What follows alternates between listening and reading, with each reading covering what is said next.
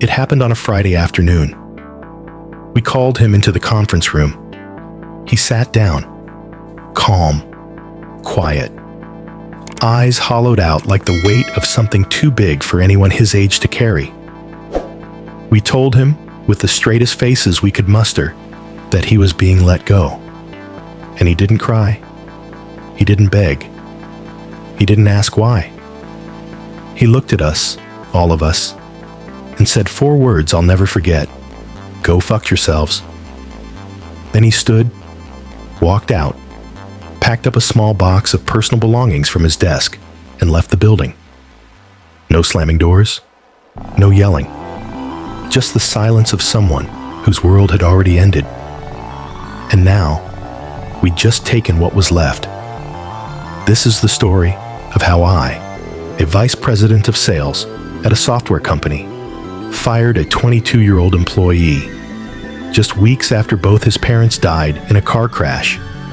And now, I'm asking myself the question I've been avoiding ever since. Was I the asshole? Let me rewind. He'd been with us for about 10 months, a young guy, fresh out of college, new to the world of high-stakes sales. We hired him because he had that fire, the kind of energy you can't teach. He cold-called like a machine, brought in leads that outperformed even our more senior reps. He was hungry, sharp, relentless. He was also the kind of employee you quietly start planning promotions for before the year's even out. We were paying him well, $90,000 a year, base plus commission. That comes with expectations. You've got to bring numbers, hustle, push. That's the world of sales, especially here. But then came the accident, early April. His parents, both of them, were killed in a car crash. No warning, no time to prepare. They were just gone. I still remember the way his voice cracked when he called in. He could barely say the words. Just, there was an accident. They're gone. We told him to take time off. 1 month, fully paid, no questions asked. It felt like the right thing to do. But what I didn't realize, or maybe just didn't want to, was that grief doesn't follow a timeline. It doesn't obey policy. It doesn't care if someone was a great performer 10 months in. It doesn't care what quarter it is. It shows up like a shadow that won't leave. He came back to work in early May. Quiet, still polite, still logging in on time, still dressing like he used to. But he was different. There were no more bursts of energy, no excited updates, no aggressive cold calls, no Slack messages with ideas or deals in the works. He was showing up, but only physically. Emotionally, he was gone. For 2, maybe 3 weeks, he was just drifting. No meaningful outreach, no follow-through with prospects. The numbers, they weren't just down, they were non-existent. At first, we told ourselves he'd bounce back, give it a week, maybe 2, but nothing changed. Management started talking. We're carrying dead weight. We can't afford this much downtime. He's probably going to need months, not weeks. Is it fair to the rest of the team? And eventually, it stopped being a question. It became a plan. We made the decision to let him go.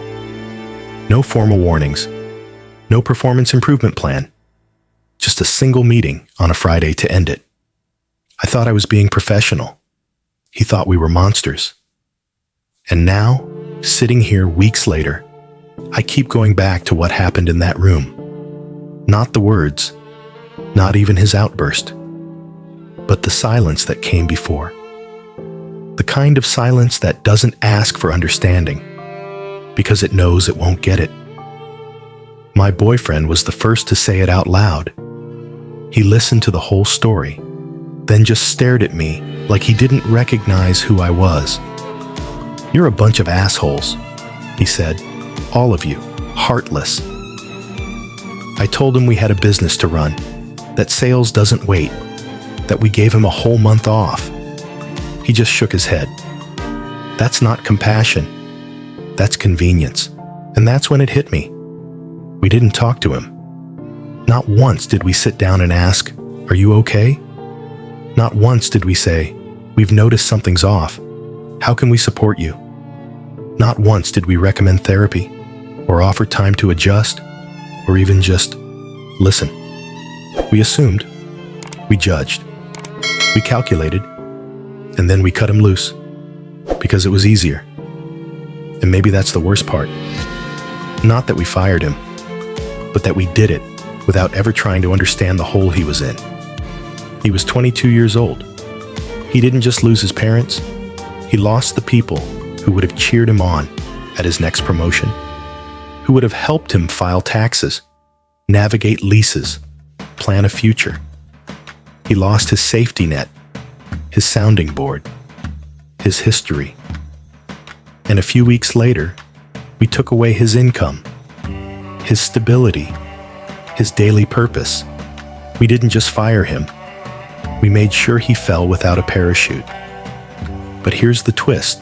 After the post blew up, after thousands of strangers told me I was the asshole, some with rage, some with heartbreaking clarity, I reached out.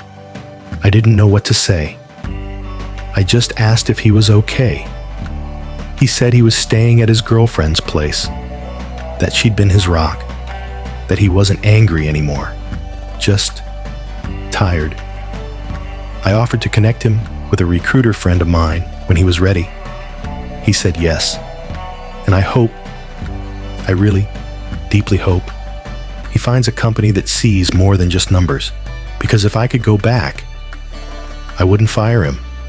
I'd sit down with him, not as a VP, but as a human being. I'd say, "You're not okay, and that's okay." I'd ask him what he needed. I'd tell him we believed in him, that we saw the fire still there, even if it was dimmed, that grief is messy and unpredictable and doesn't make you weak, just human. But I didn't do any of that.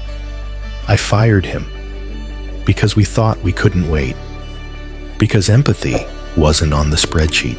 So, am I the asshole? I think I already know the answer, but I'll let you decide. That story is a mirror, and maybe, for some of us, an uncomfortable one. It's easy to say, business is business, when it isn't your life falling apart. Easy to prioritize performance metrics over people when you're not the one standing in the wreckage of sudden grief.